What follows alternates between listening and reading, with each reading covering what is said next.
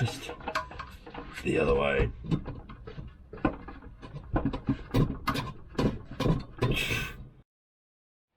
So we're back on Lili the Volvo 240, and a big job that needs to be done, especially before we take her all the way from Germany to the UK, is the clutch.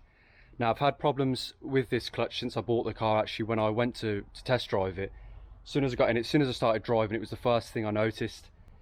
Pedal's quite high, as I mentioned in a recent video. It's not slipping, but the bite is definitely quite high up, so the clutch is obviously worn.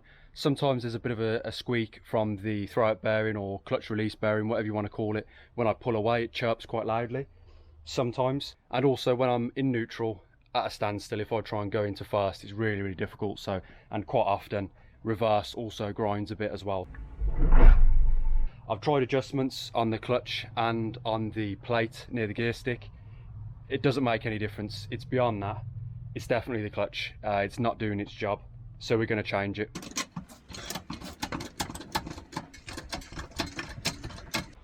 Just a little toy jack. It's a kid's one.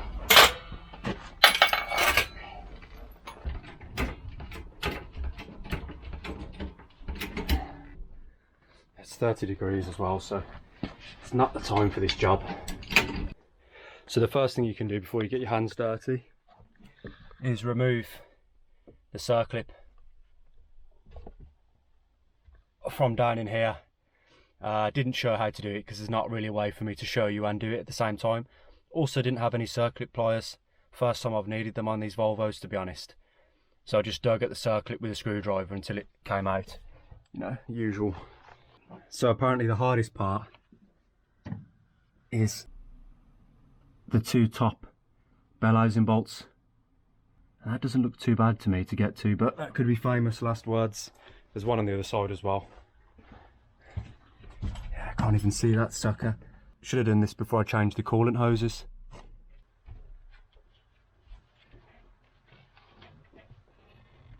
That's that one.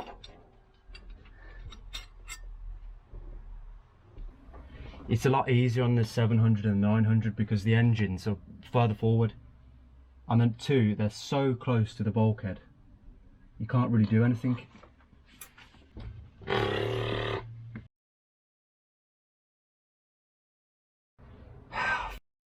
I know why. To make room for that f***ing German f***ing 6-cylinder van engine, f***ing hippie bus box, f***ing rust bucket van diesel engine.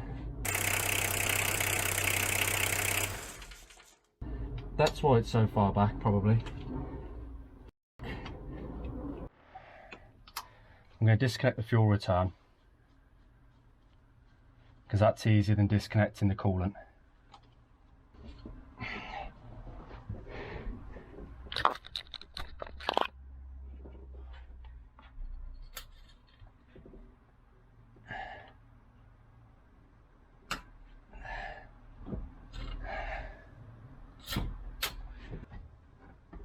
Finally.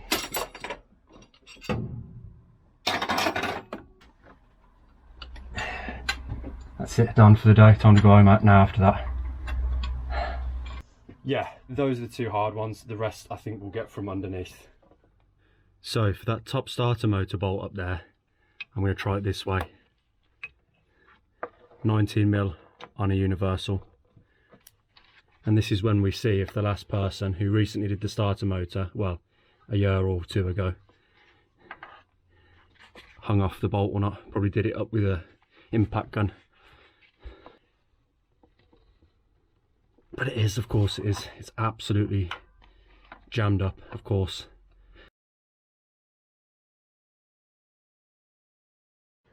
So the top bolt won't come out all the way because it hits the body of the car, but when the transmission's lower, it should slide out.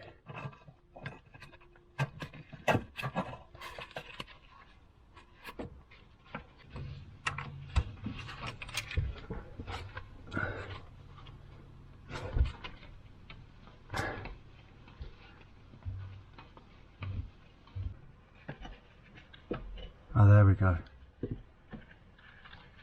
Right.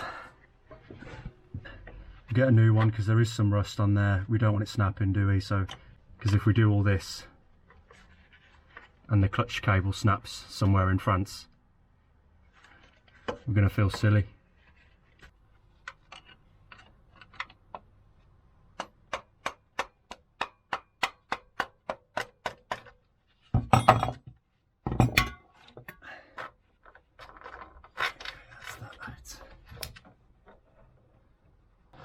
Okay, so I'm going to continue on cracking off the bell housing bolts, all of them. Obviously I'll leave the bottom two in just to keep things together, and then yeah, then we'll move on. I've supported the transmission. We'll take down this support here. So we did the one nut earlier, so we got the two, I think they're 13 or 14 mil on each side. We'll lower this down, get that out of the way, and then we can start working on the prop.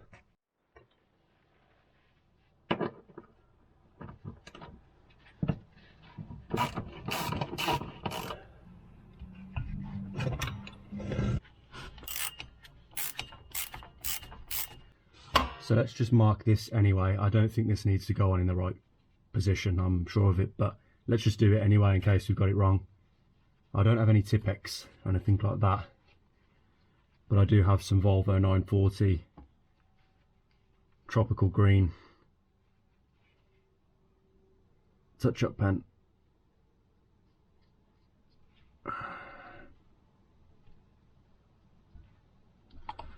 And we know that's where it went on the donut. So just in case, it's probably even better, isn't it, maybe that it goes on the same way just anyway. I don't know. I'm not going to sit here trying to think about it and work it out. I know that for sure the two halves of the prop want to go in the same position, which is what we'll move on to now. There, two on the other side, and it'll just drop down and it will just let us slide the prop out and away. But we will mark it beforehand.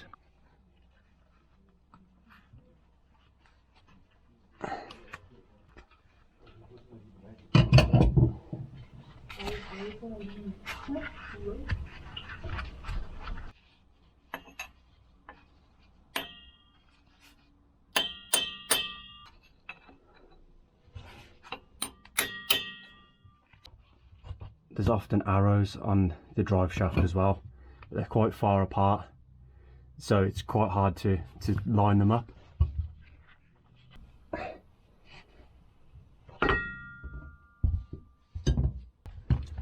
Yeah, so now we can try and have a look at that pin at the top there.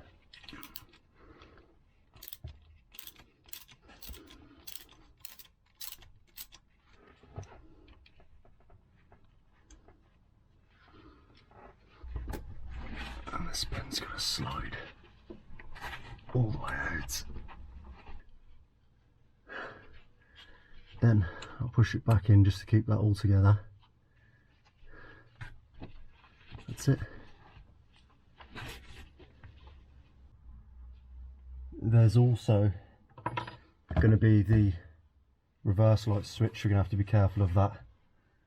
That will catch us out if we're not careful. So there's also this bracket that I've undone. A couple of 13mm nuts on the back for the exhaust.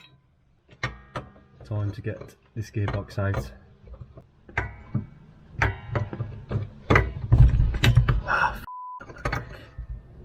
Jesus Christ.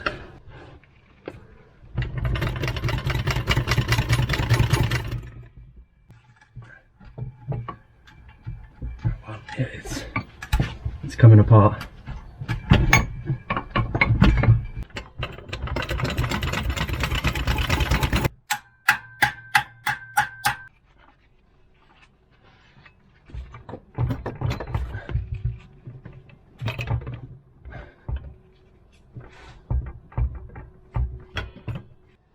The starter motor, the bell housing part where it bulges out where the starter motor goes, it's hitting the body of the car. I'm going to twist the gearbox way over. How heavy is it? Quite heavy. Doesn't matter if I damage the pressure plate or anything like that, because it's going to come out anyway. But I don't want to get underneath the gearbox because I don't know how heavy it is. I don't want to pull it out and have it on my chest, and it's way heavier than I expect. Well, it'll make a good video if I even survive.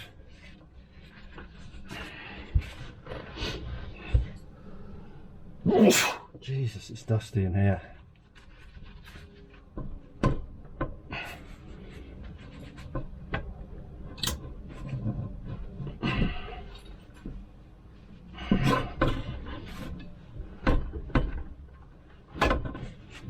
It won't twist any more than that.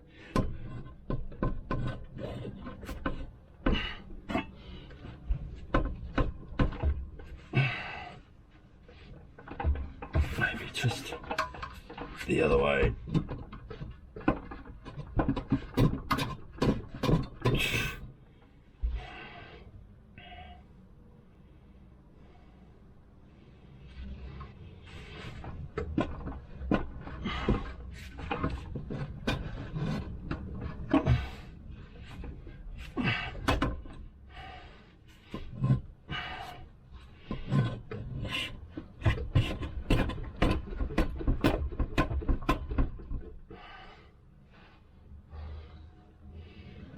I don't know. I don't know why it won't come out. It's a joke. A joke.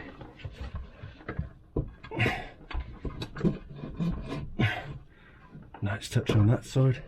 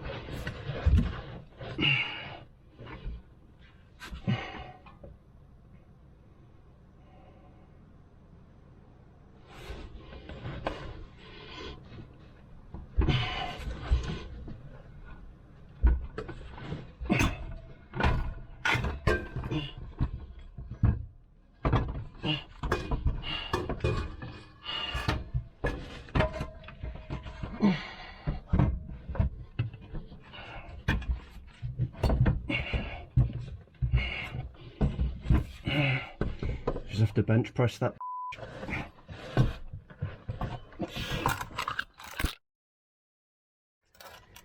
So there we go. It's not that heavy, but it's just awkward, you know, and when it's already late, you know, it's just been hot all day. It's just in the 30s, and it just sprinkled a bit of rain, just a few drops, you know, just to introduce a bit more humidity into the air.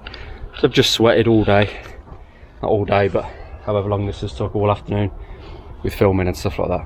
But I am really slow as well.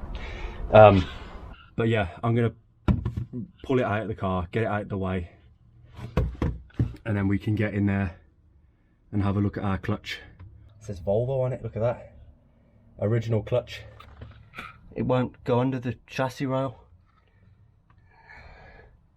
Yeah, so when I twisted it onto its side to try and slide it out from underneath, I lost some fluid there. I'm not sure how that happened, but here we go anyway. So we can see it's really wet in here, so obviously we'll need a rear main seal. There's a fair bit of old grease and gunk on this. Doesn't sound too bad, but it does squeak sometimes, so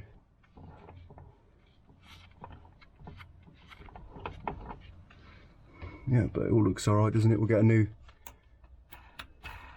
throwout bearing.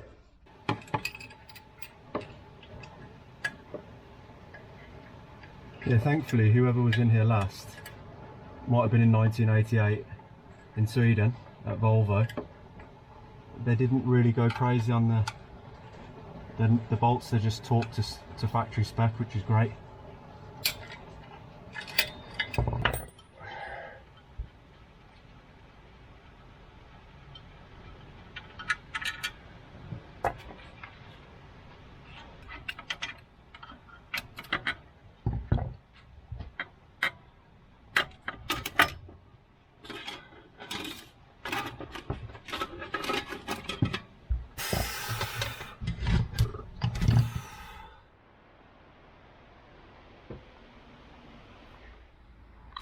So here we go.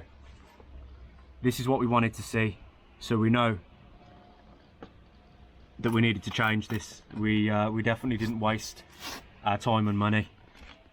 So the clutch disc will wear down, you'll lose the grooves of the clutch, and then you'll also go down to the rivets eventually, and then when you're at that stage there's really no clutch left, and we were pretty close.